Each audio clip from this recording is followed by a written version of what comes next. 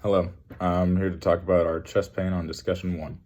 So, my initial considerations whenever I first saw the patient is that it could be a AAA, a STEMI, pulmonary embolism, a pneumothorax, pericarditis, a thromboembolism, and aneurysm. Those were kind of all thoughts that were going through my head at the time whenever just kind of briefly reading over it. Before you treat with drug therapy, questions that you probably want to ask, like get a level of consciousness, seeing before your before and after effects, seeing where they are right now. It gives you just a good baseline. Then going on with if they've been given any medication that they've been prescribed, vitamins, or treating themselves like medicinal marijuana, or if they've taken any substances at all.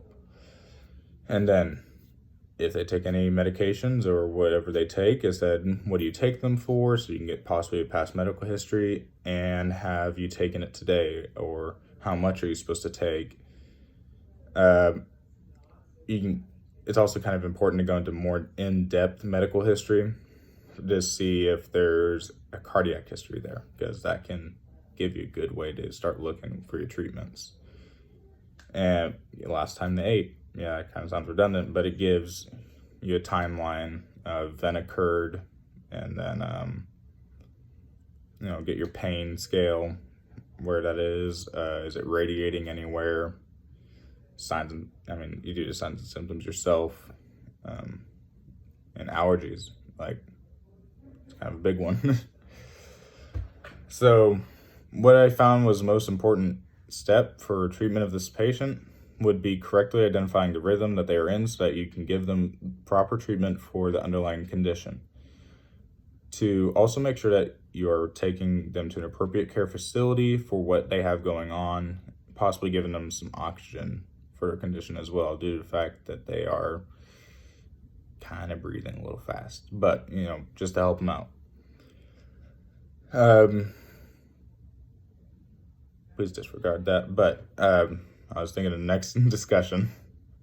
And then on question 4, kind of threw me for a loop, but I thought you should do a full reassessment of the patient, starting with your ABCs, the level of consciousness. You just do everything. You do your full check down physical assessment to make sure that you aren't missing anything. Get a 12 lead, check their pulse, check their skin, circulation, breathing. What is that like? Does it sound different? Do you notice any masses anywhere?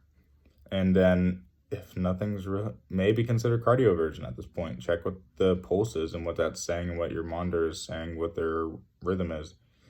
Consider maybe doing a 15 lead, see if there's anything back there. Do cardioversion if that really comes to it after giving adenosine. If that doesn't work for a while, consider it anyways before, and then contact the receiving doctor to give an update of what is going on. And on the rest of the way there, mainly focus on their airway and capno to make sure that they are maintaining it, and not to worry too much about the blood pressure, because they still have a good map, and it's not the most important compared to their airway, making sure they have that, but they keep it monitored. And that's the end of my discussion.